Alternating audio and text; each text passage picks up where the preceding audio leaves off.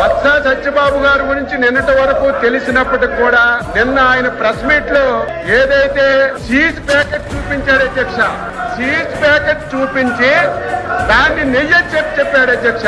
ఎంత దారుణం అధ్యక్ష. కనీసం ఒక సీనియర్ మెంబరు ఈ సభలో లీడర్ ఆఫ్ అపోజిషన్ కి చీజ్ కి నెయ్యికి కనీసం వ్యత్యాసం కూడా తెలియలేకుండా ఇష్టానుసారంగా మాట్లాడారు అధ్యక్ష. దాని మీద హెరిటేజ్ సంస్థ లీగల్ నోటీస్ కూడా ఇచ్చారు.